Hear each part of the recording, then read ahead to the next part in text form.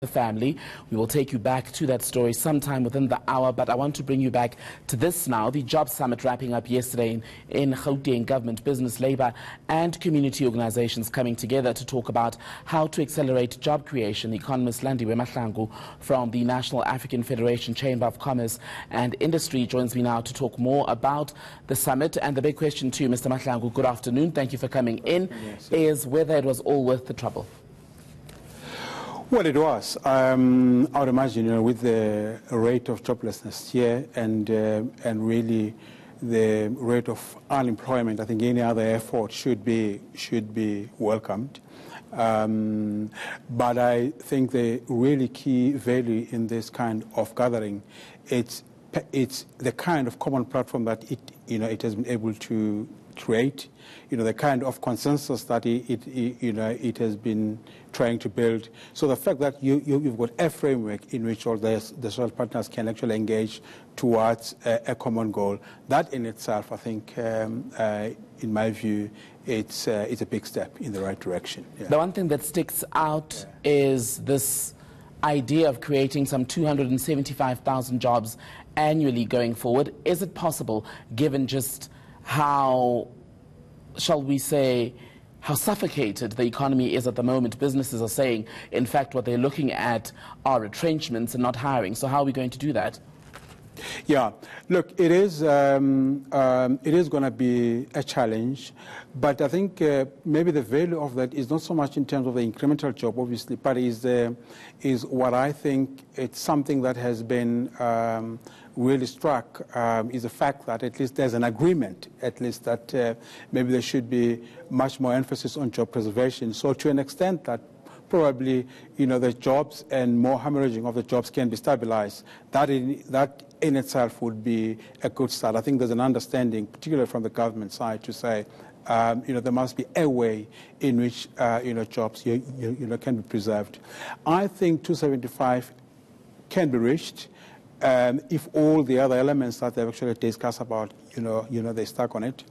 And I think there's a lot of assumption that one is obviously making is the fact that can be reached if the economy doesn't get worse than it is now. And for instance, if the international economic environment, remains, benign.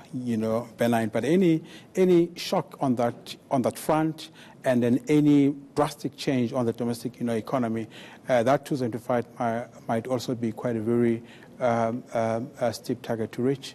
How then do we track the progress made in achieving or meeting some of the resolutions from the Job Summit? I know President Ramaphosa has spoken of the idea of meeting either annually or every 2 years to see just how far we are.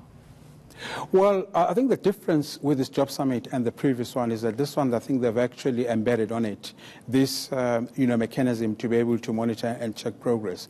So, to that extent, I think they would be able to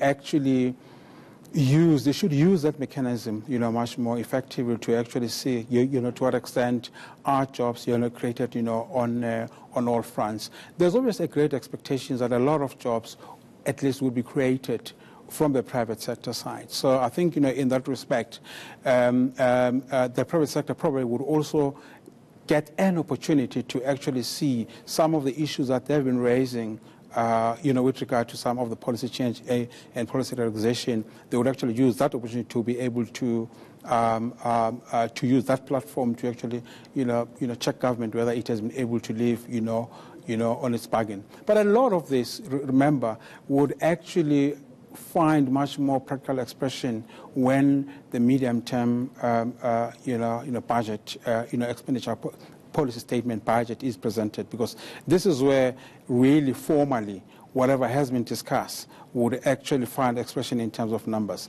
So yeah, I think, like I said, if the comment remain, if everything remain as they are now, or even better, so that could be achieved. There's criticism from some quarters that this summit wasn't as inclusive as it should or could have been. Some are saying there are too many older South Africans determining the future of the country. Many of them may not even be here to witness what is going to happen in the next 10 to 20 years. Yeah. Some are saying there wasn't enough of a presence of organizations that represent the poorer South African. I know unions were there, but in your view, do you think the people who attended made up a fair enough representation of South Africans and their needs and views on our jobs crisis? I think there is merit in that criticism. I think perhaps maybe my sense is that maybe the way it came about, the summit, I think, there was a bit of haste. But, someone might have said that we don't have any much more time to actually waste. We needed to get going in terms of this effort. I think maybe there should have been much more, mobilization of all the other partners, that are involved. I personally, for instance, saw very little by way of big businesses, and I was wondering, probably maybe they may have been there, but I haven't seen them. But I think the base for the participation maybe was not as broad as one would have expected. I think there is merit in that criticism, yes. Do you think this job summit, paired with the stimulus package announced by President Ramaphosa 2 weeks ago, will go far enough to stave off ratings downgrades? We know in the last year we had a rather turbulent time with the ratings agencies. Well, I think there's an acknowledgement. I mean, you could see even in their statements. I mean, there's an acknowledgement of the fact that much as the focus would be on jobs, but there's so much that needs to be done in the economy itself to actually ensure that it's being brought on an even keel.